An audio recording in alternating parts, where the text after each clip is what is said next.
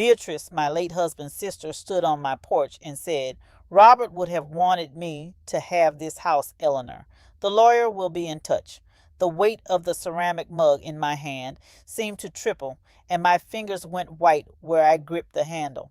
A tremor started in my wrist, a betraying flutter I tried to still by pressing the mug against my stomach. Through the thin cotton of my house dress, the porcelain was slick and cold. My son Leo stood just behind his aunt, his gaze fixed on a loose floorboard near my feet, anywhere but on my face. But I knew this wasn't Leo's doing. This was Beatrice. My name is Eleanor Vance, and I am 74 years old. I have lived in this house for 52 of those years. It is the only home my son has ever known, the house my husband Robert was born in, and the house he died in. And what Beatrice, in all her calculated cruelty, did not know was that the simple deed she thought she could snatch away was more than just a piece of paper. It was a promise, a fortress, and a reckoning. If she only knew what she had just threatened, to understand why a woman would try to take the home of her brother's widow, you need to understand the house itself and the two very different people who grew up within its walls. You need to know who I really am and who my husband Robert truly was. Our story, Robert's and mine, did not begin with wealth. It began with books. I was a librarian, fresh out of university, with a degree that my parents, a mechanic and a seamstress, had sacrificed dearly for. I loved the quiet hum of the library, the scent of old paper and binding glue, the sacred hush of the reading room. I lived in a tiny apartment above a bakery that always smelled of yeast and burnt sugar. My life was small, ordered, and content. Robert Vance was a history professor at the local college. He came into the library one rainy Tuesday, looking for obscure county records from the 1800s. He had a lock of dark hair that always fell over his right eye, and his tweed jacket, I noticed, had the faint, sweet scent of pipe tobacco and chalk dust permanently embedded in its fibers. He had a way of looking at a book, not as an object, but as a doorway. He'd hold it gently, his long fingers tracing the spine as if reading a story only he could feel. He asked for my help, and his voice was a low, warm rumble that seemed to vibrate in the floorboards. We fell in love between the stacks of local history and genealogy. He wasn't a man of grand gestures. His courtship was a series of small, perfect details. He'd leave a single, perfect maple leaf pressed between the pages of a book he returned. He learned I loved Earl Grey tea and would appear at the circulation desk with a steaming cup in a paper container just as my afternoon slump began. He told me he loved the way I talked about books, as if they were people I knew intimately. He was different from his sister Beatrice. From the very beginning, they had both grown up in this house, the house their father, a moderately successful doctor, had built. It was a solid, handsome colonial with a wide front porch and a sprawling garden. But where Robert saw a home, a place of comfort and memory, Beatrice saw a symbol. Their father had lost most of his money in a bad investment late in life, a humiliation that had scarred Beatrice far more deeply than it had Robert. When their parents passed away within a year of each other, the house was all that was left. Robert, as the eldest and the one who had stayed in town, inherited it. Beatrice had already moved to the city and married a man with a portfolio she often described as robust. She was furious. I remember her at the reading of the will, her face a tight mask of indignation. "But it's the Vance house," she'd said, her voice sharp enough to cut glass. "It's our legacy." Robert, calm as ever, had simply replied, "It's a home, Bee. I'm going to live in it." He asked me to marry him a few months later, not with a diamond ring in a velvet box, but with a key. We were standing on the porch of this very house, the paint peeling a little on the railings. The air smelled of freshly cut grass and the climbing roses his mother had planted. He held out his hand, and in his palm was an old, heavy iron key. "This house is just wood and nails without a life inside it, Eleanor," he'd said, his eyes serious. "I don't want to live in it. I want to build a life in it with you. That was Robert. He didn't value things, he valued what they could mean. He called investing his hobby, the way other men might call fishing theirs, but it wasn't about the stock market for him. He invested in land, tangible, solid dirt under your fingernails land. His passion was local history, and he began to see the town's story not just in books, but in the forgotten parcels and oddly shaped lots that surrounded our home. Look at this, he'd say, spreading out a crinkled, hand-drawn map on our kitchen table. His fingers, stained with ink from his fountain pen, would trace the forgotten boundaries of old farms. This 5-acre plot behind us, it was part of the old Miller farm, went into foreclosure in the 30s. No one's touched it since. It's just woods now. He started buying them quietly, one by one. He used the small inheritance he'd received, and later the money from his professor's salary that we didn't need for our simple life. The first purchase was that 5-acre plot behind the house. He paid cash. It was a pittance, really. The land was considered useless, landlocked and overgrown. But Robert saw the long game. He saw the town expanding, the future creeping closer. Over 40 years, he accumulated over 200 acres of contiguous land, all of it branching out from the half-acre our house stood on. He bought it under a simple holding company he'd created, E.R. Vance Properties. Eleanor and Robert. He showed me every purchase, every deed.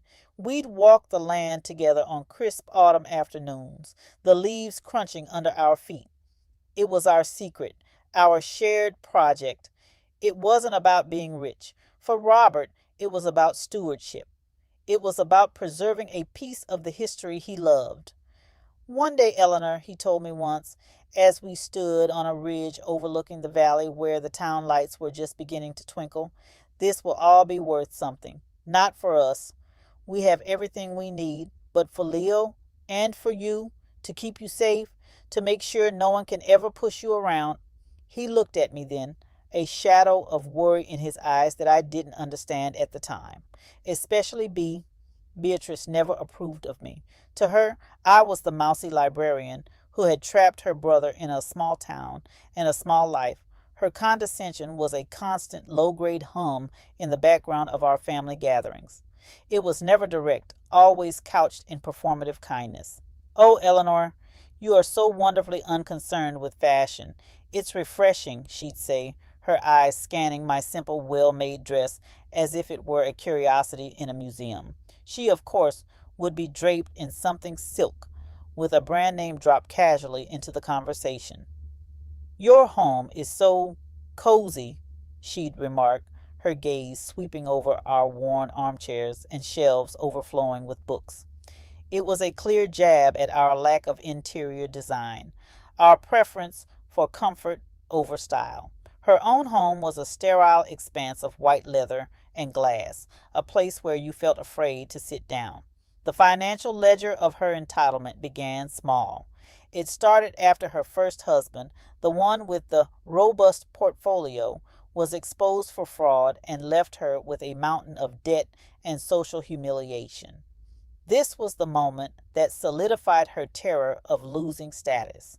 She grew up watching her mother be humiliated by their family's financial fall, and now she was living it herself. It made her desperate.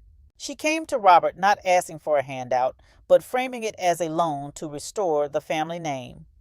Robert, I need $50,000, she'd said, sitting at our kitchen table, refusing the tea I offered. It's a temporary bridge to maintain appearances until I can sort things out. I remember the look on Robert's face. It was pained. He loved his sister, despite everything. I watched him write the check from our personal savings. It was nearly all of it. The money we had put aside over 20 years. Our what-if fund. What if the roof leaks? What if the car dies for good? I felt a cold knot in my stomach as he handed it to her. Thank you, brother dear, she'd said, tucking it into her expensive leather handbag without a second glance. I'll pay you back, of course, with interest. She never did. That was the first major entry. Then came her daughter Clara's wedding. Beatrice called, frantic.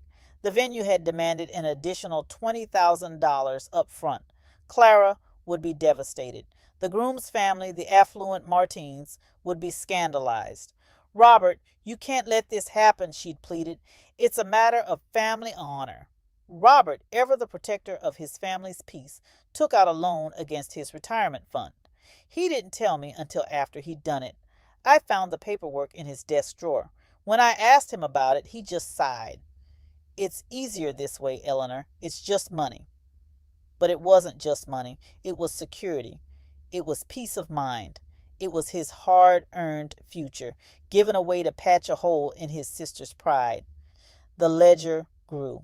10,000 for her son's business venture that failed within 6 months. 5,000 for a medical emergency that turned out to be a cosmetic procedure. Thousands more in smaller increments for property taxes on her new, smaller but still prestigious condo, for country club dues she couldn't afford but wouldn't relinquish. Each request was an emergency, a crisis that only Robert could solve. The total over 3 decades was staggering. Over $200,000, money we never saw again. My son, Leo, grew up in the shadow of this dynamic. He loved his aunt, who spoiled him with expensive, inappropriate gifts, but he also saw the stress it put on his father. He became a quiet, conflict-averse boy, always trying to smooth things over. When he met Fiona, a woman as ambitious and status-conscious as Beatrice, I knew we were in for a new chapter of trouble. But that is a different story. The current trouble was Beatrice. After Robert passed away 5 years ago, Beatrice's claims on the house became more frequent, more insistent. She'd call and talk about her rose garden, her dining room, where she had her Sweet 16 party. She started referring to my home as the old family homestead. Robert knew this would happen. In the last few months of his life, when the illness had taken his strength but not his mind, he sat me down in his study. The room smelled of old paper and leather, his smell. He was pale, his hand trembling slightly as he pushed a large manila envelope across the desk towards me. Eleanor, he said, his voice a hoarse whisper, everything is in here. The original deed to the house and all the deeds for the surrounding parcels. E.R. Vance Properties. The lawyer, Mr. Davies, has copies of everything. The holding company is structured as a trust. You are the sole trustee and beneficiary. Upon your passing, it goes to Leo. It's ironclad. He took my hand. His skin was cool and dry. This is your fortress, Eleanor. I built it for you. Don't let anyone, especially not B, ever make you feel small in your own home. This is your house, not hers, not the Vance homestead, yours. He left me a locked metal box as well. Don't open this unless you have to, he said. It's my last resort. Proof. I didn't know what he meant, but I put the box in the back of my closet and tried to forget about it. For 5 years, I had managed Beatrice. I deflected her hints. I ignored her possessive language. I held on to Robert's words like a shield. I lived my quiet life. I volunteered at the library. I tended my garden. I lived. But now, standing on my porch with her cold pronouncement hanging in the air, I knew the time for deflection was over. The full scene of the betrayal plays in my mind now, sharp and clear as if it were happening again. Beatrice hadn't just appeared. She had called ahead, her voice dripping with false concern. Eleanor, darling, I'm going to be in town. I thought I'd pop by with Leo. There's something we need to discuss. In person. When she arrived, she was dressed in a cream-colored linen suit, her silver hair perfectly coiffed. She smelled of Chanel No. 5 and money. Mark, her daughter Clara's husband, was with her, not Leo, as she had said. Mark was a real estate developer with cold eyes and a smile that never reached them. Leo arrived a few minutes later, looking pale and harried, avoiding my eyes. That was the first sign. Beatrice swept past me into the living room, running a dismissive hand over the back of Robert's favorite armchair. It's all looking a bit tired, isn't it? She murmured, more to herself than to me. It needs a firm hand, a complete refresh. I stood by the doorway, the now cold mug of tea still in my hand. I didn't invite them to sit. Aunt Bea, Leo began, his voice cracking slightly. Maybe this isn't the right time. Nonsense, Leo, Beatrice said, turning to face me. Mark stood beside her, a silent, imposing presence. There's no time like the present, Eleanor. We need to be practical. You're alone in this big house. The upkeep must be a terrible burden. And your finances? Well, Robert wasn't exactly a captain of industry. A stone was forming behind my sternum, heavy and cold. I could feel the blood draining from my face. The family has decided, she continued, the family clearly meaning her and her silent vulture-like son-in-law, that it's time for the house to return to the main family line. It's what Robert would have wanted, for the Vance legacy to be secure. That's when she delivered the line. She stepped towards me, crossing the threshold onto the porch where I still stood, as if to physically push me out. Robert would have wanted me to have this house, Eleanor. The lawyer will be in touch. The world seemed to shrink to the space between us. I could see the fine lines around her perfectly lipsticked mouth. I could see the glint of triumph in her eyes. She believed she had already won. Leo looked down, his shoulders slumped in shame. Mark just watched me, his expression unreadable but for a flicker of predatory interest. The pamphlet for the Botanical Gardens Spring Festival, which I'd been holding with the mail, slipped from my fingers and fluttered to the porch floor.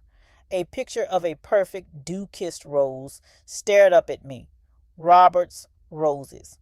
The ones he had cultivated for years, the ones I now tended with aching love. Something inside me didn't break. It hardened. It was a feeling I hadn't had in years, a cold, quiet clarity that burned away the fog of grief and deference. The voice of the gentle librarian, the accommodating widow, went silent. In its place was the woman Robert had built a fortress for. I looked past Beatrice, directly at my son. Leo, I said, and my voice was steady, devoid of the tremor I felt in my hands. Is this what you want? He flinched. Mom, it's complicated. Aunt B thinks, we think it's for the best. For everyone. For everyone? I repeated, the question flat and cold. We found a lovely retirement community for you, Beatrice chimed in, her voice syrupy. All your meals prepared, social activities. It's much more suitable. They had it all planned, my removal, my life packed into a single room, my home, my history erased. There it was, the final absolute proof that to them I was not a person. I was an obstacle. I didn't raise my voice. I didn't cry. I simply looked at Beatrice and said, this is my house. She laughed, a short, sharp sound. Oh, Eleanor, don't be sentimental. It's a piece of property, and legally, as Robert's sister, my claim to our family home is significant. Mark has looked into it. It will be much cleaner if you cooperate. I said nothing else. I stepped back into my house, closed the solid oak door in her face, and turned the deadbolt. The click of the lock was the loudest sound in the world. It was the sound of a decision being made. I leaned my forehead against the cool wood of the door and took a breath. Then I walked to the phone, my steps even and deliberate. I found the business card Robert had given me all those years ago, tucked into the back of his favorite book on my nightstand. The card was thick, cream-colored stock, the lettering embossed. Davies and Finch, attorneys at law. I dialed the number. My hand was perfectly steady. The next morning I drove to the city. The law offices of Davies and Finch were in a tall, imposing building of glass and steel. The air inside smelled of expensive leather, strong coffee, and something else, the dry, clean scent of paper, which I found oddly comforting. Mr. Davis was not what I expected. He was a man in his late 60s with kind eyes and a gentle demeanor that reminded me a little of Robert. He wore a simple, well-tailored suit, but his tie was slightly askew. He stood up when his secretary showed me in, and he shook my hand with a warmth that felt genuine. Mrs. Vance, he said, his voice calm and reassuring.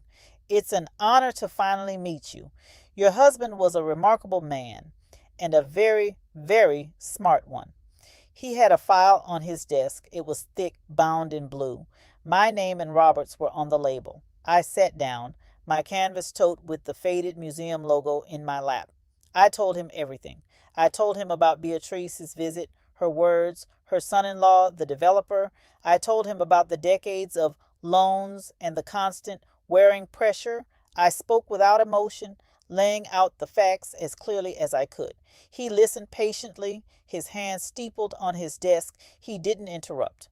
When I finished, there was a long silence in the room. The only sound was the distant hum of traffic from the street below. I see, he said finally. He opened the blue file. Robert anticipated this. He spoke of it often, in fact. He was very concerned about what his sister might try to do after he was gone. Mr. Davies slid a document across the polished mahogany desk. It was a map, a detailed topographical survey map. My house was a small, neat square in the center, but radiating out from it, shaded in light green, were dozens of other parcels of land, all connected, forming a huge, sprawling territory that stretched from the old highway to the river. It was the 200 acres Robert had bought. At the bottom of the map, in elegant script, were the words, "The Eleanor Tract." Robert did this over 40 years, Mrs. Vance, Davies explained. He consolidated all the properties under the E.R. Vance Properties Trust. The trust is the sole owner of all 212 acres, including the lot your house sits on. You are the sole trustee. You have absolute control. Beatrice's claim is, well, it's non-existent. The house was never just the house. It's the headquarters of a very valuable piece of real estate. He paused, then slid another folder towards me. It was a recent market appraisal. Mark, Beatrice's son-in-law, is a developer, Mr. Davies said gently. He knows the new bypass is scheduled to be approved next month. It will cut right along the edge of this property, opening it all up for commercial and high-end residential development. He tapped a number at the bottom of the appraisal. This is a conservative estimate of what the entire tract is worth, Mrs. Vance, post-zoning. My breath caught in my throat. I stared at the number. It had 7 zeros. It was an impossible, astronomical figure. I thought of my simple life, my careful budget, my 20-year-old car. I thought of the $50,000 Robert had given Beatrice, the money that had felt like our entire world at the time. It was a fraction, a rounding error of this. A strange, light-headed feeling came over me. My fingers, resting on the edge of the desk, were trembling again. I had known about the land, of course, but I had seen it as Robert's hobby, a collection of memories. I had never understood the scale of it, the power of it. Robert called it your fortress, Mr. Davies said softly. Now you see why. He then showed a moment of personal warmth, breaking his professional composure. My own grandmother, God rest her soul, was pushed out of her home by a greedy uncle. She lived her last 10 years in a tiny apartment, always talking about her garden. Robert was determined that would never happen to you. He spoke of you with such love, Mrs. Vance, such profound respect. That single sentence, that glimpse of the man behind the lawyer, steadied me. It was the validation I needed. This wasn't just about property. It was about a promise. What do? I asked, my voice barely a whisper. For now, nothing, he said. You go home. You live your life. You let Beatrice make the next move. She'll serve you with papers. It will be a frivolous suit, but it will be an official act, and when she does, we will respond. Not just by getting the suit dismissed. We will respond with the truth. All of it. He gave me a thin, confident smile. Let her build her own cage, Mrs. Vance. We'll just provide the lock. I left his office feeling lighter. The cold stone in my chest had dissolved. In its place was a quiet, humming strength. I was not a victim. I was the trustee of the Eleanor Tract. The first practical step was changing the locks. I called a local locksmith. A young man arrived, no older than 30, with kind eyes and calloused hands. As he worked, humming quietly, I made him a cup of tea. New locks for peace of mind, he asked, taking a sip. Something like that, I said. I get it, he said, nodding. Changed my mom's locks last year after her divorce. Sometimes you need a physical sign that a door is closed for good. You can't just wish it shut. You gotta turn the key. He handed the new keys to me. They were shiny and sharp, unfamiliar in my palm. There you go, ma'am. A fresh start. His simple wisdom felt profound. A door closed for good. That was exactly what I needed. The next day, a courier delivered a thick envelope. It was from a law firm I didn't recognize. Inside was a formal, threatening letter. It stated Beatrice's ancestral claim to the property and gave me 30 days to vacate before she would file for a formal eviction, citing my inability to maintain a property of historical significance and my precarious financial state. They were trying to paint me as an incompetent, impoverished old woman, a ward of the state in the making. I didn't feel anger. I felt a strange sense of pity. They were building their case on a foundation of lies, completely unaware that the ground beneath them was about to give way. I scanned the letter and emailed it to Mr. Davies. His reply was immediate and brief. Perfect. Let them run. Beatrice, emboldened by my silence, escalated. She began calling. At first I answered. Eleanor, she'd say, her voice tight with impatience. Have you received the letter from my attorney? I do hope you'll be sensible. This doesn't have to get ugly. I'm not leaving my home, Beatrice, I would say calmly, and hang up. After the third call, I stopped answering. The calls went to the answering machine Robert had insisted we get years ago. Her messages became more and more unhinged. Eleanor, this is childish. You are forcing my hand. Mark tells me we can have you declared incompetent, a danger to yourself, living in that decaying house all alone. Then the psychological attacks began. A woman from Adult Protective Services showed up at my door. She was a young, earnest social worker with a worried expression. Ma'am, we received an anonymous tip expressing concern for your welfare, she said, peering past me into my clean, orderly home. I invited her in. I offered her tea. I showed her my stocked pantry, my tidy checkbook, my volunteer schedule at the library. I told her about my weekly lunches with my friends. I didn't mention Beatrice. I simply showed her my life. She left an hour later, looking embarrassed. I'm so sorry to have bothered you, Mrs. Vance, she said. Clearly the call was malicious. I'll be filing a report to that effect. I scanned her official report and sent it to Mr. Davies. His reply, Exhibit A. Keep them coming. The final escalation was the most brazen. Beatrice, Clara, and Mark showed up unannounced one Saturday afternoon. I was in the garden pruning Robert's roses. They stood on the edge of the lawn, Mark holding a clipboard. Eleanor, we're here with an appraiser, Beatrice announced, as if this were a perfectly normal thing to do. We need to assess the contents for the estate division. There is no estate to divide, Beatrice, I said, not bothering to get up. I snipped a dead bloom from a rose bush. The thorns pricked at my gloves. Don't be difficult, Mark said, his voice sharp. We have a right to be here. You are trespassing, I said, my voice even. If you do not leave my property in the next 60 seconds, I will call the police. Mark scoffed. On what grounds? This is a family matter. On the grounds that you are on my land, uninvited and refusing to leave, I said. I pulled my phone from my pocket. They stared at me. For the first time, I saw a flicker of uncertainty in Beatrice's eyes. She was used to me being quiet, deferential. This calm, unmovable woman was a stranger to her. They muttered to each other for a moment, then turned and left, their appraiser trailing awkwardly behind them. A few days later, the invitation arrived. It was thick, cream-colored cardstock, just like Beatrice's stationery.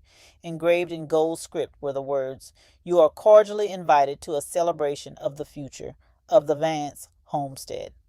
It was a party, a cocktail party at a private dining room in the city's most expensive restaurant, the Gilded Crest. Beatrice was hosting it. She was celebrating her victory before the battle had even been fought.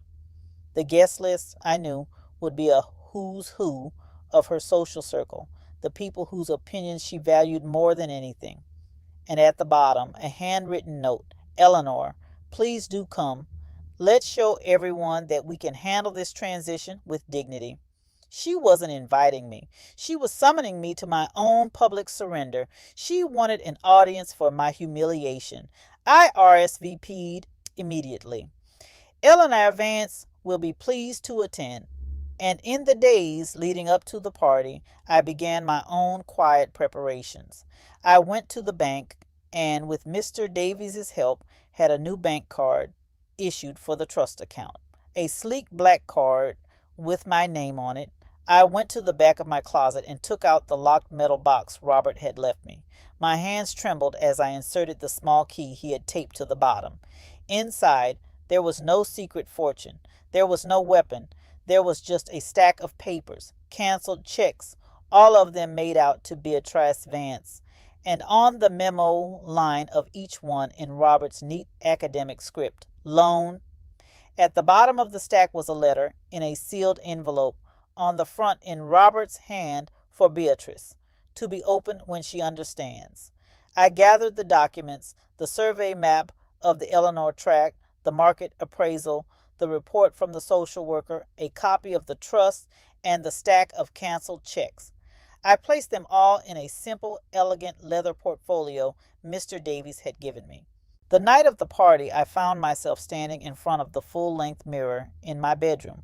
I was alone in the quiet house, the silence broken only by the ticking of the grandfather clock in the hall. For a moment, the weight of what I was about to do settled on me. I saw not the confident trustee, but a lonely old woman about to shatter what was left of her family. My mind drifted back to a memory from decades ago. Leo was a small boy, maybe 5, and had a terrible fever. I had been up with him for 2 nights straight. Beatrice had shown up at the door, her face etched with genuine concern. She had shooed me off to bed, brewed her own foul-smelling herbal remedy that she swore by, and sat by Leo's side, bathing his forehead with a cool cloth until his fever broke.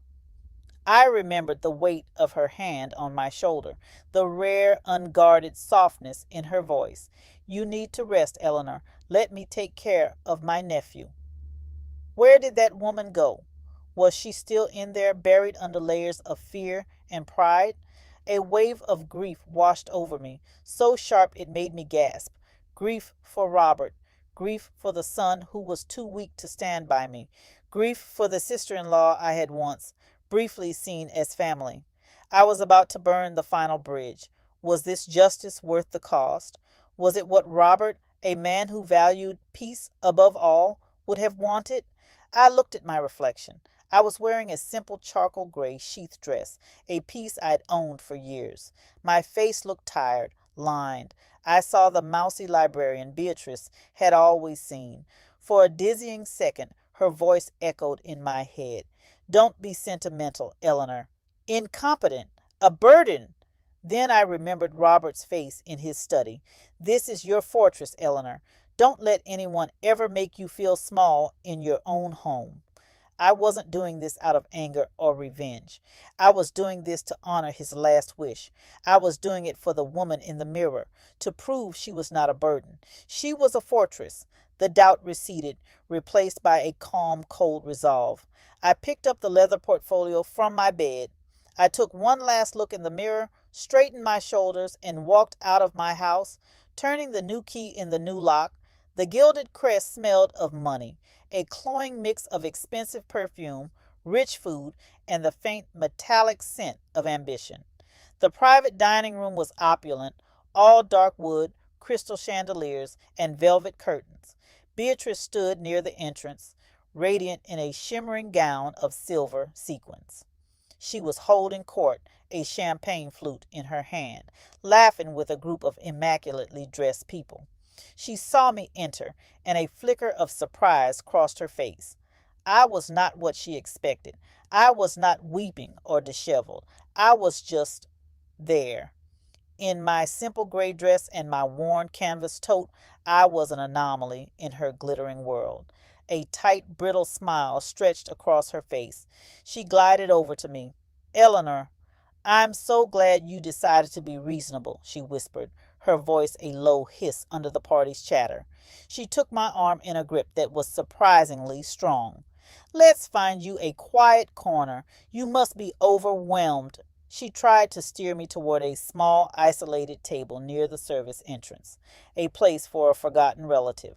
I gently but firmly removed my arm from her grasp. Thank you, Beatrice, I said, my voice quiet but clear, but I'd rather stand.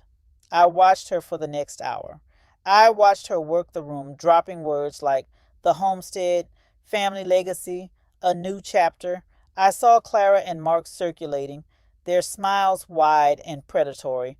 I saw my son, Leo, hovering near the bar, his face pale, his drink untouched. He caught my eye once, his expression a miserable mix of guilt and fear before looking away.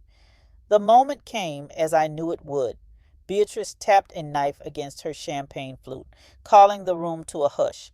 The laughter and chatter died down, and all eyes turned to her. My dearest friends, she began, her voice resonating with practiced emotion, thank you all for coming to celebrate with me. Tonight is about honoring the past and embracing the future.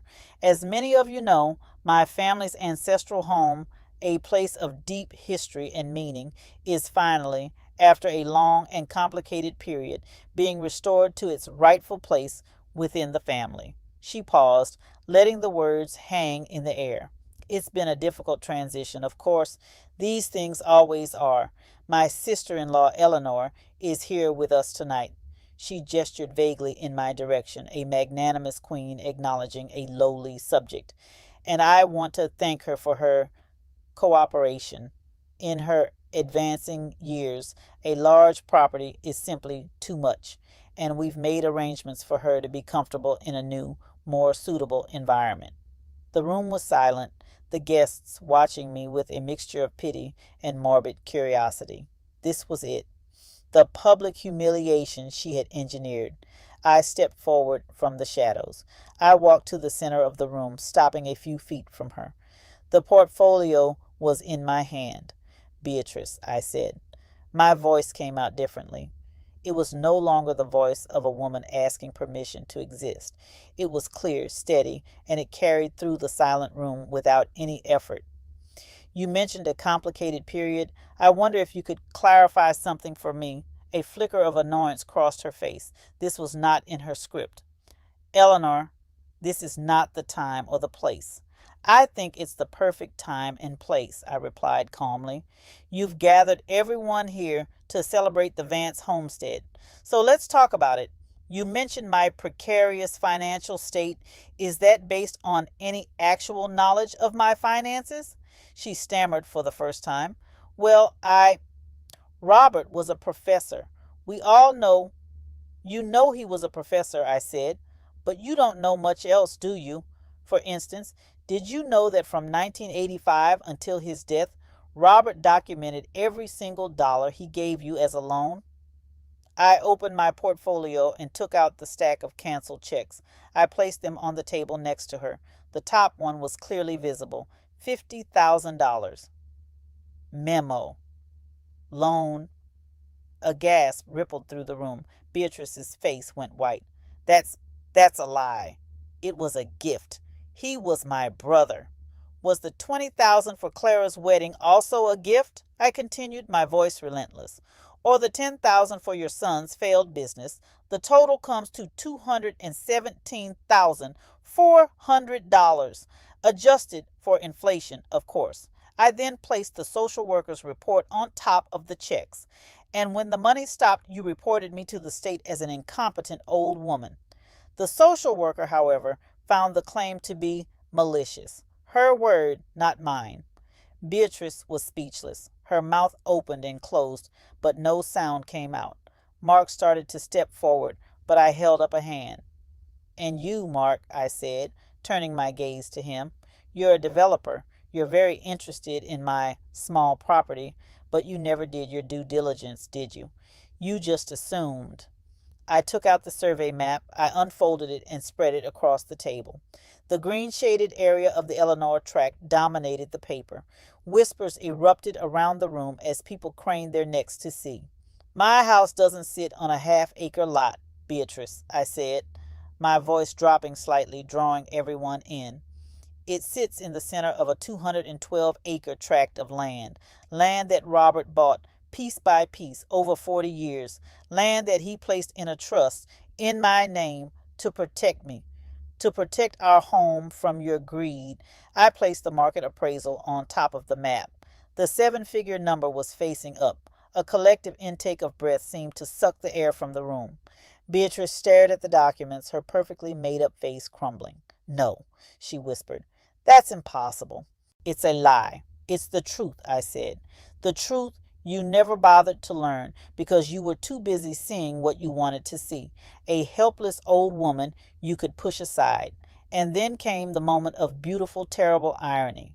The waiter, oblivious, approached Beatrice's side.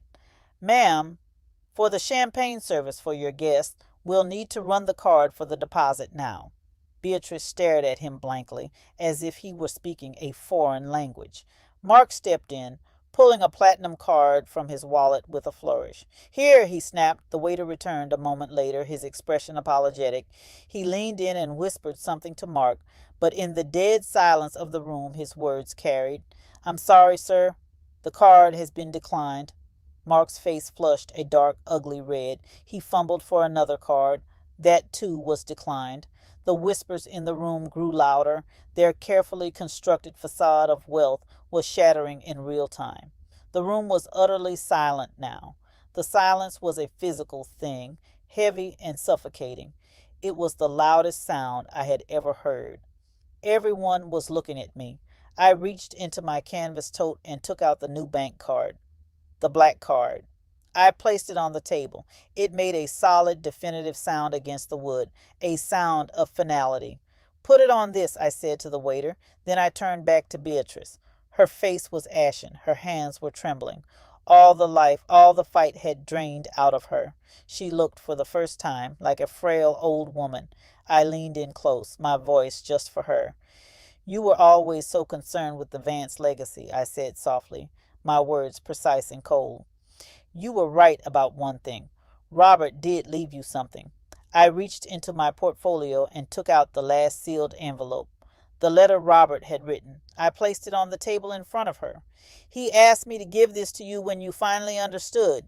Then I straightened up and looked at the assembled crowd. I looked at Leo, whose face was streaked with tears. I looked at Clara and Mark, who looked like they had been struck by lightning. And I looked at Beatrice, who was staring at the letter as if it were a venomous snake. I turned and walked out of the restaurant. I did not look back. I did not need to. The silence that followed me out the door was my vindication. The cool night air felt like a balm on my skin. I walked down the street, the city lights blurring around me. I didn't feel triumphant. I didn't feel joy. I felt a profound, aching emptiness, a sense of release, yes, but also of immense loss. I had won. But what exactly had I lost? A family that never truly was? I found myself walking without direction and ended up in front of an all-night diner